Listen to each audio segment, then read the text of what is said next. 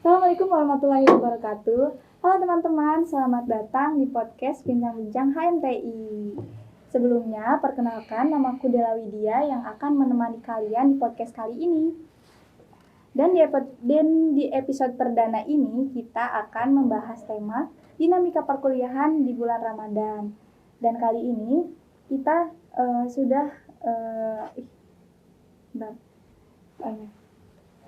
Dan kali ini kita akan berbincang langsung bersama dosen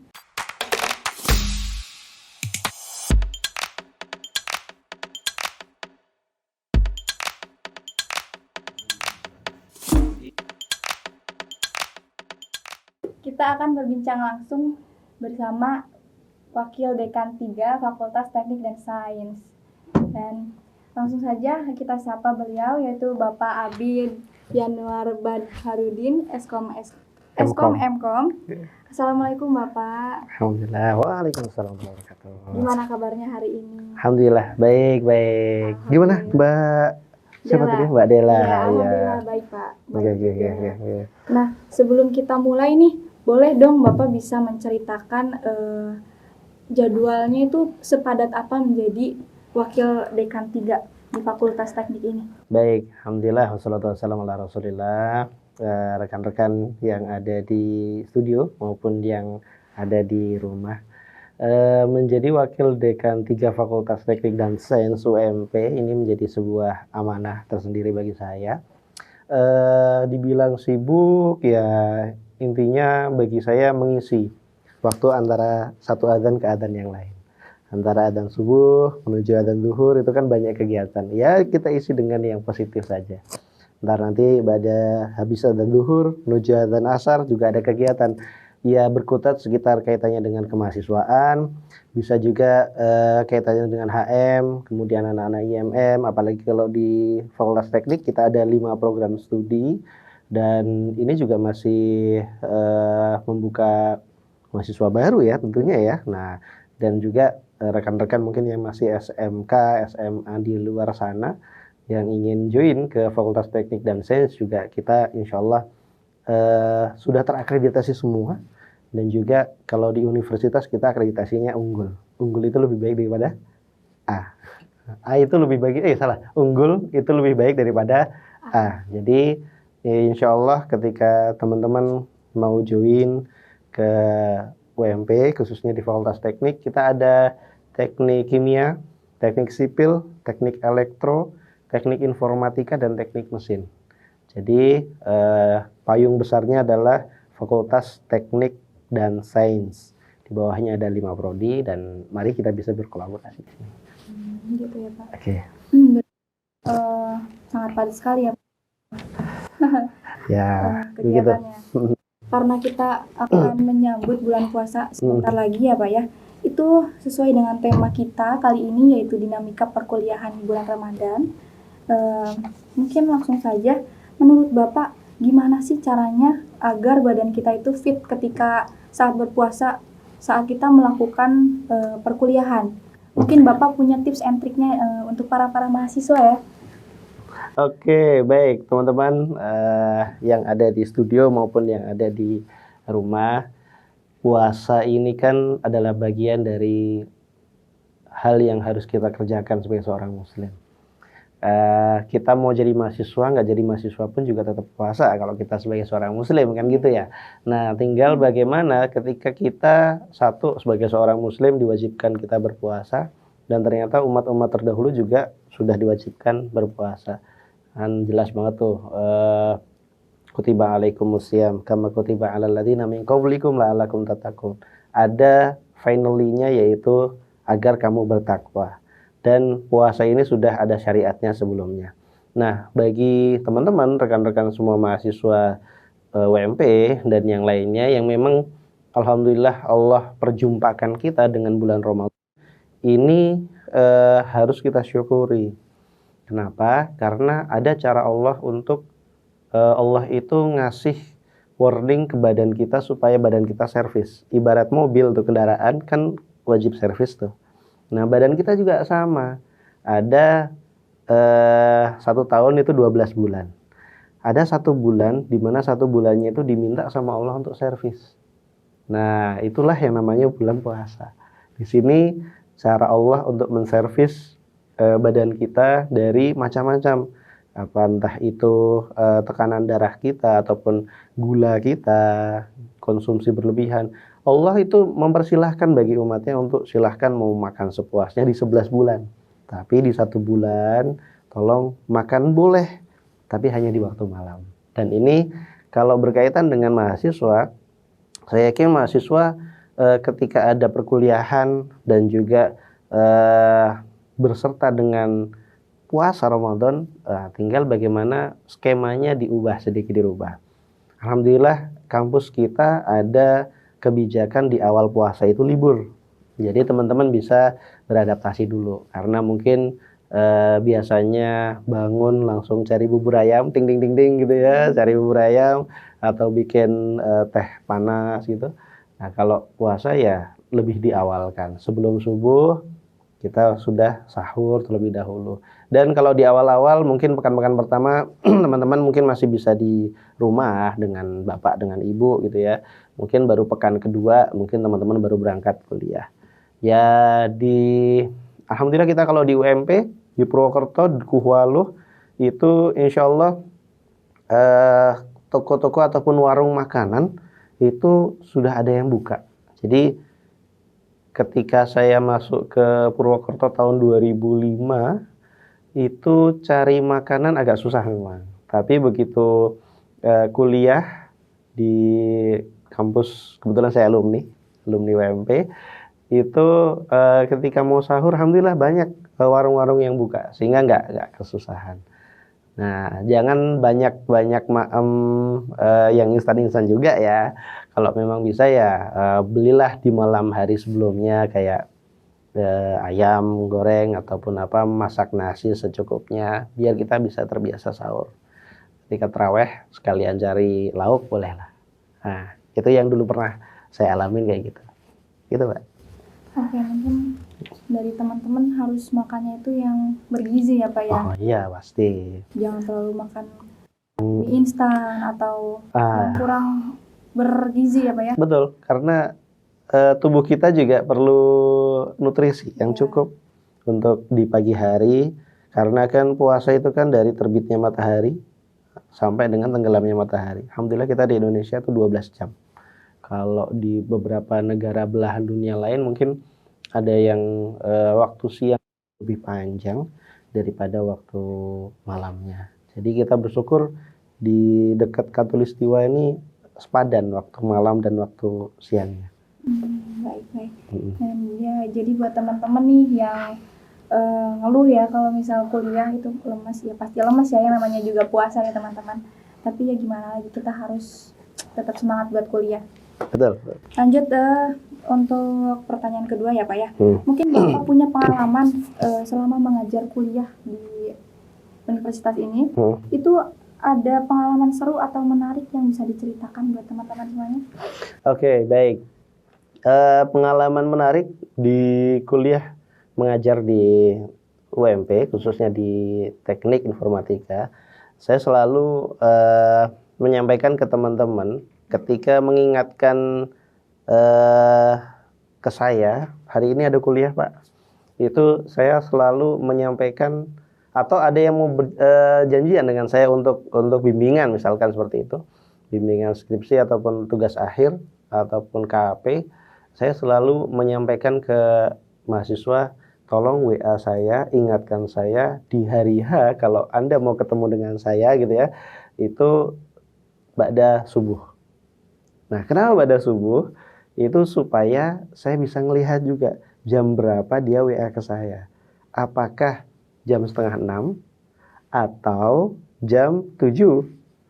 Kenapa? Karena saya sudah menyampaikan ke dia, tolong WA saya setelah dia sholat subuh. Jadi setelah dia rampung sholat subuh, WA ke saya, Bapak mohon izin hari ini berkenan bisa ketemu dengan saya di lab misalkan, ataupun di ruang dosen untuk bimbingan.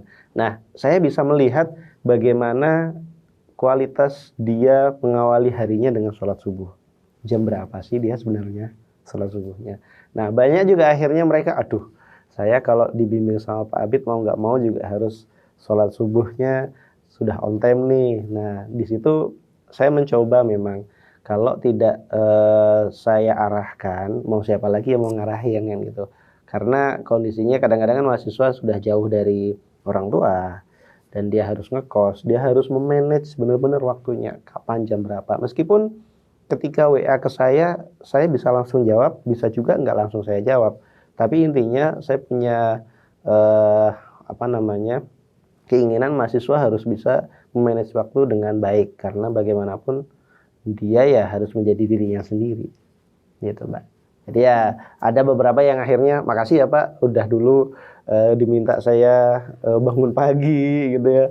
Di samping banyak juga yang akhirnya nyesel gitu, nyesel dapat pembimbing kok Pak Abid. Nah, jadi waktu tidurnya jadi keganggu gitu. Tapi nggak apa-apa, bagi saya itu adalah cara mendidik adik-adik. Iya, iya betul betul, karena memang yang namanya sholat subuh itu memang yang belum biasa itu memang susah ya Pak ya. Apalagi kalau misal emang apalagi laki-laki ya Pak ya, karena ya semua nggak cuma laki-laki, perempuan juga gitu ya. Ya, mungkin semuanya ya Pak. Kebanyakan begadang sampai jam 1, jam 2, jadi kadang bangunnya itu siang jam 7, jam Betul. 8. Itu kalau misal kita bangun jam 7 atau jam 8 itu bisa nggak sih Pak kita sholat subuh? Oke, sholat subuh itu ada waktunya sebenarnya, ada batasan-batasannya. Ketika kapan? Ketika sudah muncul ada apa namanya, kita bisa membedakan haidul abyadu minal haidil aswad minal fajar. Jadi ada batasan waktu di mana kita bisa melihat benang putih dan benang hitam itu jelas. Atau memang kalau kita sekarang sudah mudah sekali melihat kapan terbit fajar. Nah, padahal batasan sholat subuh itu mulai waktu sebelum sampai dengan batasan akhirnya ya, sampai sebelum terbit fajar. Itu ada batasannya. Maka sebagai seorang muslim sudah merupakan sebuah kewajiban ya, sholat 5 waktu dalam satu hari. Kalau bisa on time. Kalau nggak bisa on time gimana? Ya diusahain. Gimana caranya? Alhamdulillah kita sudah ada smartphone. Nah, yang di studio, yang di rumah pasti juga punya smartphone. Ada nggak yang nggak punya smartphone? Kalau nggak ada, jangan alasan. Ada jam. Apalagi ada tetangga gitu ya. Ada suami yang sudah punya suami. Ada istri yang bisa ngingetin. Jadi insya Allah kita nggak ada kata apa ya, eman-eman, mimpinya masih indah gitu ya. Mimpinya nanti bisa disambung. Nah gitu ya. Tapi gimana kita mengupayakan yang hidup cuman sebentar, yang masih diberi kesehatan, ya upayakanlah pengabdian kita kepada Allah itu benar-benar totalitas. Gitu Mbak. Tentang sholat ya. Oke. Langsung lanjut ya ke tentang perkuliahan lagi ya Pak. Nah, gimana nih caranya Bapak biar mahasiswa itu fokus ketika saat kuliah di ruang kuliah? Karena kan di bulan puasa ini kayak kurang fokus gitu Pak, karena kita tuh punya rasa lapar gitu ya. Jadi mungkin lebih ke ngantuk atau apa ya, kayak pengen tiduran aja gitu Pak. Oke. Iya. Ketika menjadi sebuah keniscayaan memang kalau pas bulan puasa kemudian kita ngajarnya jam ba'da duhur gitu ya, itu ya godaan tersendiri. Nggak cuman mahasiswanya, dosennya juga sama gitu ya. Jadi dosennya ya kadang-kadang lapar ya, kalau nggak lapar nggak puasa berarti ya, dia mungkin sedang berhalangan, sedang safar maksudnya kalau yang cowok. Kalau yang putri mungkin ya sedang berhalangan. Jadi kalau tip dan trik dan bagaimana cara saya mengelola kelas, ya saya mungkin bisa mengawali dengan murojaah, entah itu kita baca bareng-bareng 1-2 ayat. Nah harapannya apa ya, harapannya dia bisa mendengarkan. Selain mendengarkan, apalagi bulan puasa itu kan lumayan tuh kita baca Al-Quran, syukur-syukur kita bisa ngatamin tuh 30 juz. Nah 30 juz, kalau Al-Quran tuh dipisah-pisah, 1 juz itu cuma 10 lembar. 10 lembar itu kalau dibagi 5 waktu sholat, berarti setiap selesai sholat kita 2 lembar. Katakanlah sebelum sholat 1 lembar, setelah sholat 1 lembar. Udah selesai, 1 hari 1 juz. Maka nggak heran ada one day one juz. Nah, kalau menyemangati adik-adik mahasiswa di kelas, ya macam-macam. Tergantung mata kuliahnya sebenarnya. Ada yang kita awali dengan game, ada yang kita awali dengan diskusi, ada yang langsung saya kasih kuis, ada juga yang saya kasih tugas. Oke, on class. Wah, langsung senang. Yes, semangat tuh kan. Nah, tapi setelah semangat mereka harus kembali ke kos dan ngerjain. Nggak tahu semangat lagi apa langsung tidur. Tapi setidaknya di awal mereka harus memahami betul bahwasanya puasa ini bukan halangan. Puasa ini memang yang diperintahkan Tuhan kita untuk semata-mata mencari ketakwaan. Kalau orang yang sudah meninggal, kemudian dia dikasih bonus sama Allah, kamu mau ngapain? Kalau seandainya saya kasih bonus kamu waktu 5 menit untuk hidup kembali, maka mereka akan mengatakan saya akan beramal soleh. Kenapa? Semoga dengan amal soleh yang sebentar itu bisa menyelamatkan di negeri kekekalan besok. Karena kan kita manusia beriman itu kan mengimani rukun iman. Ada berapa ya? Iya, yang di studio rukun iman ada berapa? Nah, pusing kan? Nah, rukun Islam Ada 5. rukun iman Ada 6. Nah, kita kan ketika mengimani itu kan kita benar-benar iman dalam hati. Kalau rukun Islam, ya syahadat, sholat, puasa. Benar kan ya? Iya. Ya, itu kan hal-hal yang kelihatan. Kayak syahadat, mengucapkan 2 kalimat syahadat, asyhadu an la ilaha illallah wa asyhadu anna muhammadar rasul, itu kan jelas. Sholat, berangkat ke masjid, kelihatan, oh si fulan sholat.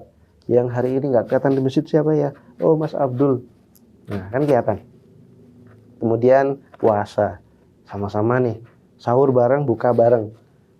Antara sahur dan buka nggak tahu kemana, tiba-tiba kok fisiknya kok fit-fit aja gitu ya, mulutnya kok ada minyaknya. Ini pelanggaran nih kayaknya nih, udah mulai melipir gitu ya. Nah, itu kelihatan, tapi kan bukanya juga bareng, sahurnya juga bareng kan kelihatan. Nah, tapi ada rukun iman. Rukun iman itu adanya dalam hati, mengimani Allah. Itu ilmunya harus didalemin lagi. Allah itu yang memberi rizki, Ar-Razzaq, Dzul Quwwatil Matin.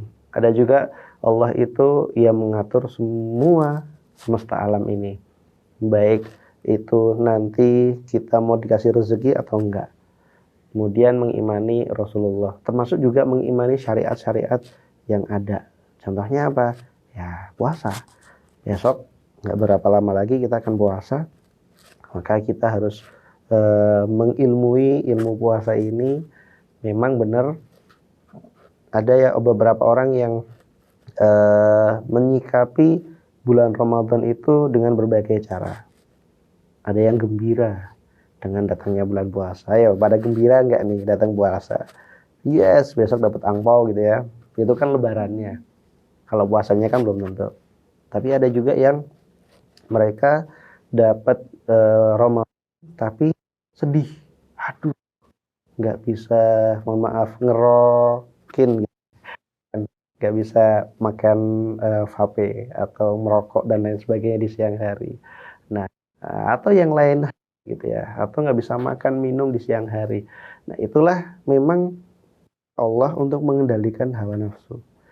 Makanya berbagai orang ada yang menyambut Ramadan itu dengan gembira, ada juga yang menganggap Ramadan itu dengan kesusahan. Lalu bagaimana yang benar? Kita sebagai seorang muslim menyambut Ramadan itu dengan kegembiraan. Kenapa? Ya karena di sini itu pintu surga dibuka. Banyak ketaatan yang tersebar di sekitar kita. Masjid, musola, atau bahkan banyak informasi yang masuk ke WhatsApp grup kita yang menginformasikan ada penggalangan dana, ada barang siapa yang mau ngumpulin buka bersama nih, kita mau ngadain buka bersama di masjid ini, silahkan bawa kolaknya, bawa kurmanya. Banyak kebaikan di bulan itu. Nah, kalau seandainya kebaikan-kebaikan itu terlihat jelas di mata kita, kemudian keburukan-keburukan ditutup, contohnya apa? Bar ataupun sehat kan tutup sama pemerintah. Nah, seandainya hal-hal kebaikan sudah mulai ditutup, kebaikannya buka, tapi kita nggak mau menyambut dengan kebaikan, sangat rugi kita. Karena ekosistem udah bagus, tapi malah menjauh dari ekosistem itu. Eman-eman. Gitu. Padahal sekali lagi, hidup juga cuma sekali. Nggak tahu kapan akhir dari hidup kita. Jadi maka singkat saja sih sebenarnya, isi kehidupan ini dengan kebaikan, isi kehidupan ini dengan lingkungan yang baik, lingkungan yang mendukung kita untuk nambah pahala, bukan menghilangkan pahala. Tapi dari situ kita bisa setidaknya punya deposit kebaikan. Oke, mungkin harus lebih banyak ibadahnya ya Pak di bulan puasa ini, dan berbuat kebaikan juga ya teman-teman. Dan mungkin gimana sih caranya memperkuat niat dan kesadaran diri agar dari godaan yang membatalkan puasa? Itu bagaimana? Oke. Bagaimana cara kita menghindar dari godaan setan? Iya, lebih tepatnya begini. Kita bisa menghindari itu dengan ilmu tentunya. Dengan ilmu. Kenapa dengan ilmu? Karena kalau kita nggak mengilmui sesuatu, bisa jadi kita menganggap itu dibolehkan. Menganggap bahwasanya puasa itu dari kapan sampai kapan sih? Oh, dari ingat waktu puasa, waktu sahur sampai dengan buka puasa misalkan. Oh, enggak itu. Puasa itu berawal dari kapan? Dari fajar ataupun dari sebelum waktu subuh, adzan subuh. Kemudian diakhiri sampai kapan? Sampai tenggelamnya matahari. Jadi bukan patokannya bukan jam. Hanya di Indonesia saja, alhamdulillah kita dimudahkan. Ada falakiyah yang melihat bahwasanya berapa waktu subuh fajar gitu ya. Kapan azan. Nah, di situ kita bisa tahu waktu sahurnya batasnya kapan, waktu bukanya kapan. Kemudian pembatal puasa juga. Apakah ngupil ngupil itu membatalkan puasa atau tidak? Nah, jangan-jangan ngupil dianggapnya itu membatalkan puasa sehingga dia nggak mau ngupil gitu loh. Padahal ngupil nggak membatalkan puasa. Nah, segala sesuatu yang masuk ke dalam kerongkongan apa tenggorokan? Ayo, kerongkongan ya, tenggorokan apa kerongkongan? Jadi kalau teman-teman minum ataupun makan itu kan ada saluran makan, bukan saluran nafas. Jadi kalau saluran nafas ya selama kita nafas ya kita nggak membatalkan puasa. Tapi saluran makan, segala sesuatu yang masuk ke saluran makan. Nah, misalkan, Pak, saya kan wudhu kan ada air. Air itu tiba-tiba nggak sengaja ketelan. Nah, nggak sengajanya seberapa? Seemberkah? Secangkirkah kan? Nah, ini menjadi kewajiban kita. Boleh nggak sih kita misalkan lagi puasa tiba-tiba pakai tetes mata misalkan, itu membatalkan puasa apa enggak? Beberapa ulama ada yang ikhtilaf, ada yang berbeda pendapat mengenai itu. Maka banyak hal menuju Ramadan, bulan yang penuh ampunan, ini banyak yang harus kita ilmui di situ, kita pelajari. Sama halnya ada 5 kata, halal itu juga kita harus pelajari, haram juga harus kita pelajari, sehingga kita menjadi umat yang baik, umat yang tengah-tengah, tahu mana yang halal dan mana yang haram. Termasuk juga, mohon maaf, kalau yang sudah berumah tangga itu nggak boleh yang namanya berhubungan di siang hari bulan Ramadan, sudah jelas. Maka intinya semuanya adalah bagaimana kita mengilmui terhadap puasa itu, sehingga kita nggak salah dalam berbuat, bersikap maupun melakukan hal-hal yang anggapannya ini boleh atau tidak. Mungkin itu, Mbak. Ini mungkin yang terakhir ya Pak. Apakah ada perubahan ajaran yang dilakukan oleh dosen selama di bulan puasa ini Pak, untuk mendukung kebutuhan kondisi mahasiswa yang berpuasa? Oke, baik. Berkaitan dengan pengajaran selama bulan puasa, ada beberapa kebijakan dari kampus yang memberikan kemudahan bagi dosen dan mahasiswanya. Termasuk di antara kebijakannya adalah libur di awal pekan pertama ya, pekan pertama 2 hari pertama itu kalau nggak salah ada hari libur untuk mengakomodir teman-teman selain menghormati bulan puasa juga membiasakan teman-teman yang mungkin belum terbiasa sahur di pagi hari. Nah, dan ini kita bisa gunakan dengan baik. Berikutnya ada juga kebijakan kampus mengenai perkuliahan online. Dan ini sudah ada SK rektornya, boleh digunakan ataupun boleh menggunakan on class sebagai sarana perkuliahan. Jadi ada tugas terstruktur di sana ataupun ada pembahasan yang teman-teman tentunya kemajuan teknologi ya bisa belajar sambil juga murojaah Quran, sambil juga mungkin baca buku dan lain sebagainya. Hal-hal yang positif lah. Dan jangan sampai Pak, saya pernah dengar hadis yang mengatakan tidurnya orang berpuasa itu kan ibadah. Mau sampai berapa jam kamu mau tidur? Kalau mau kenyang dengan tidur kamu bisa kenyang, silahkan. Tapi ini bukan menjadi acuan. Sangat rugi sekali ketika ada di situ pahala berlimpah, tapi kita cuma tidur. Nah, harapannya Ramadan ini menjadi madrasah. Harapannya Ramadan ini menjadi sekolah. Sekolah untuk perbaikan diri. Ketika nanti selesai 1 bulan, kita tuh dapat predikat. Kita tuh dapat ijazah. Kalau kita pingin ijazah kita bagus, maka perbaiki nih hari-hari di bulan Ramadan. Nggak lama. Dari 12 bulan cukup 1 bulan, kita bisa mencoba untuk memperbaiki diri. Apalagi di sana ada malam di mana ada malam Lailatul Qadar. Khairum min alfi syahr. Lebih baik dari 1000 bulan. Nah, 1000 bulan itu di situ ibadah tok.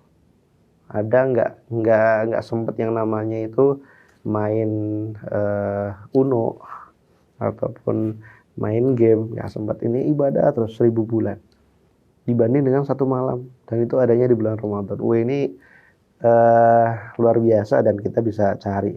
Nggak serta-merta orang dapat malam Lailatul Qadar itu saya dapat nih nangkep malam Lailatul Qadar. Enggak, itu harus dengan planning yang baik. Maka Ramadan ini harapan saya pribadi untuk saya sendiri dan untuk teman-teman juga, kita jadikan Ramadan ini adalah momentum penting dalam hidup kita untuk mengisi apakah Ramadan tahun ini yang Allah berikan ke kita ini lebih baik dari Ramadan sebelumnya, dan menjadi introspeksi diri kita kapan kualitas Ramadan kita menjadi baik. Nah, apakah mau tahun depan atau mau sekarang? Kalau tahun depan, ya kalau nyampe. Kalau nggak nyampe, berarti mulai sekarang, mumpung masih ada waktu, yuk kita rencanakan, kita planningkan. Orang Indonesia itu paling seneng kalau merencanakan. Masalah implementasi itu nanti. Tapi lebih baik kita implementasi, kita rencanakan dulu.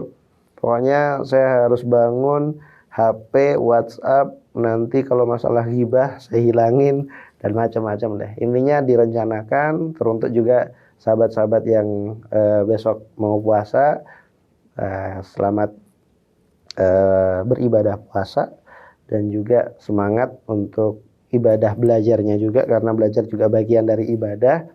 Maka ketika 2 hal ini bergabung, puasa dan juga kuliah, ini bukan menjadi halangan untuk teman-teman berkuliah, tapi ini menjadi bagian untuk kita terus bisa produktif untuk tidak hanya dunia tapi untuk akhirat kita.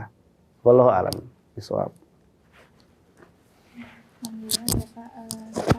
Sudah di penghujung acara. Tapi sebelum kita menutup acara ini, kita ini membuka sesi Q&A di Instagram HMTI dan ini adalah beberapa pertanyaan dari teman-teman semuanya.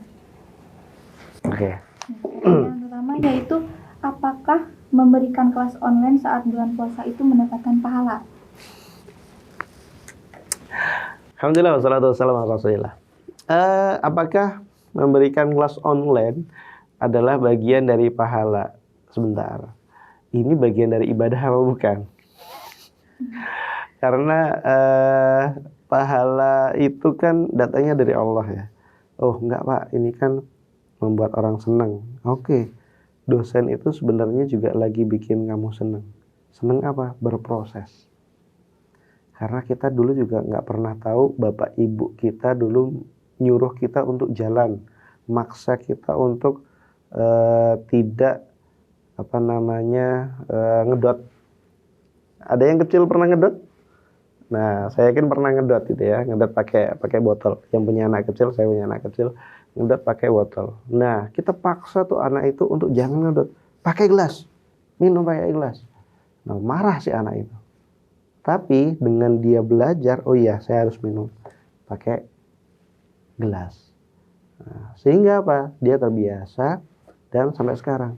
Kalau itu nggak dibudayakan tuh yang namanya belajar minum pakai gelas, ya sampai sekarang dia udah gede, ya minumnya dot aja terus gitu loh. Begitu juga, apakah adanya on class ataupun tidak ada on class itu baik ya dan mendapatkan pahala? Perspektifnya nanti saya balik. Kalau seandainya semua perkuliahan itu di on class-kan, apakah Anda nanti tetap mendapatkan uang saku dari Bapak Ibu? Pertanyaannya itu, kan gitu ya. Karena ini terjadi ketika COVID.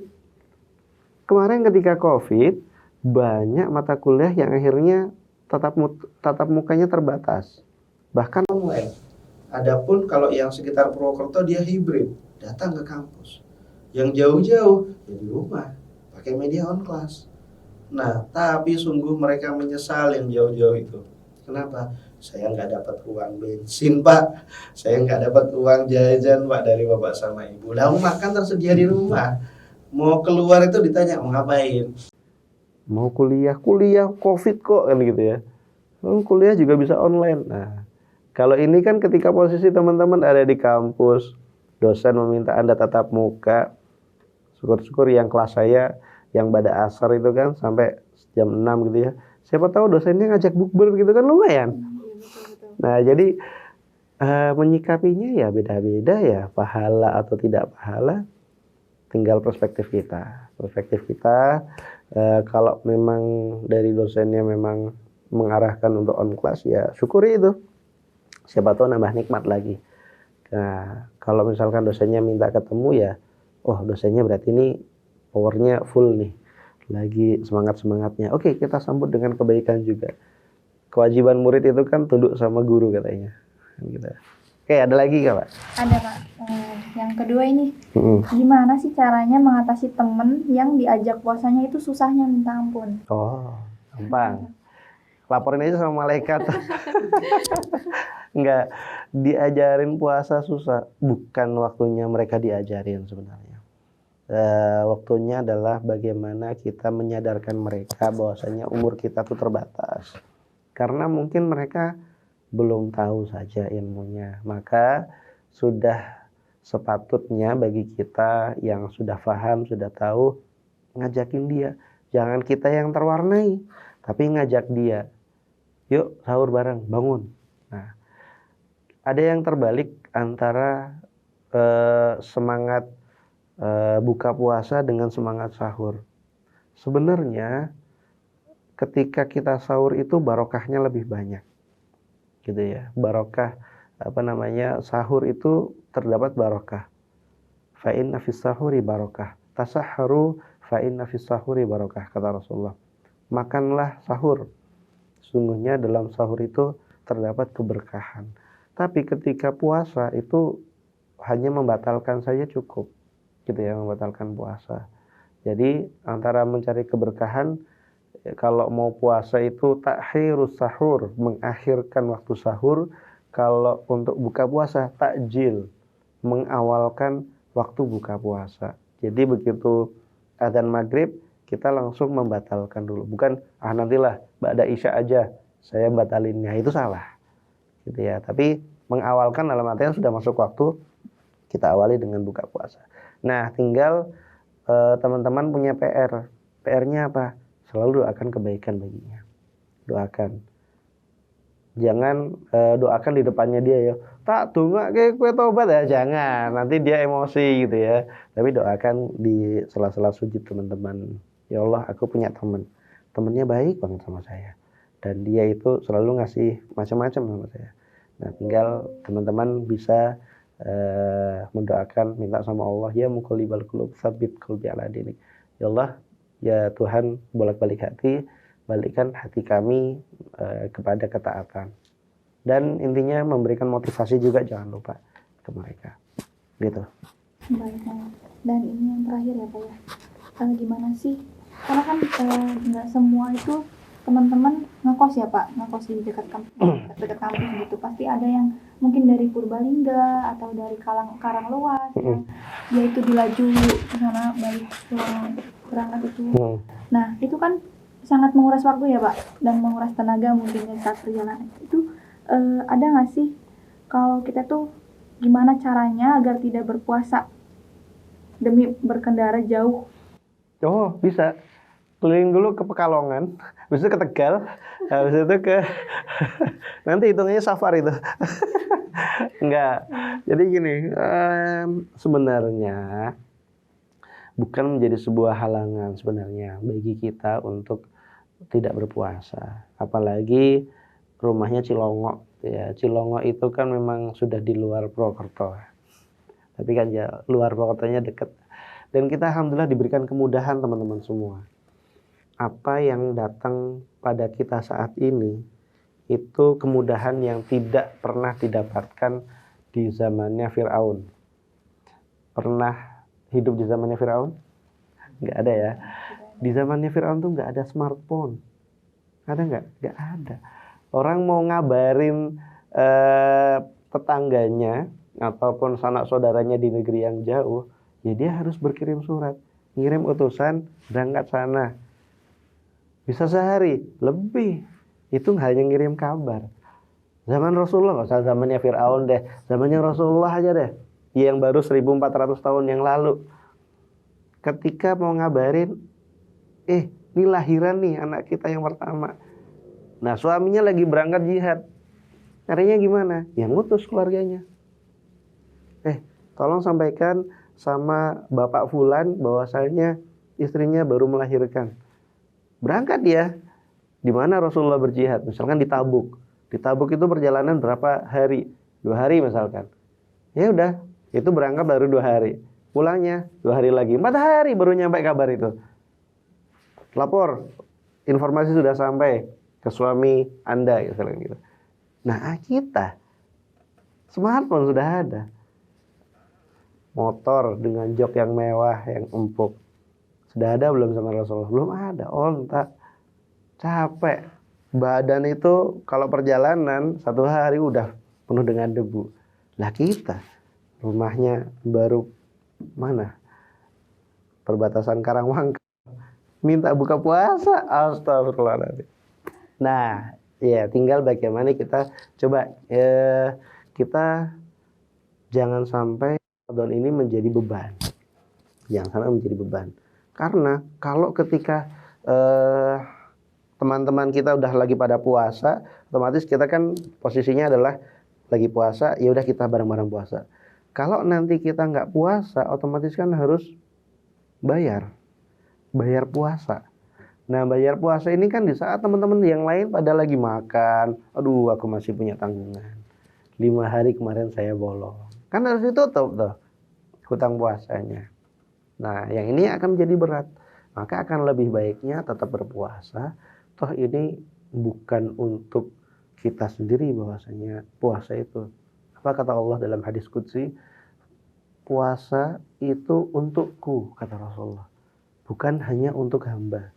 Kalau kita berpuasa, beribadah, tapi untuk Tuhan yang nyiptain kita, alangkah senangnya kita berpuasa. Dan bau mulut orang berpuasa di mata Allah itu seperti baunya kasturi. Masa sih Pak? Di hadapan kita, perut kita kan kosong, kan bau Pak. Kita cium mulut kita aja bau Pak. Iya, itu kan di mata manusia. Tapi di mata Allah enggak. Di mata Allah itu lebih harum daripada kasturi. Gak percaya? Nah, saya sih percaya aja. Karena yang bilang Allah gitu loh.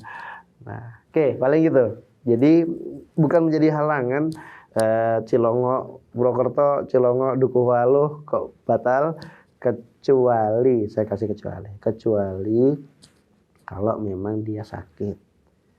Dan memang dia sakit yang memang harus berobat, harus minum obat, makanya dia nggak puasa nggak apa-apa.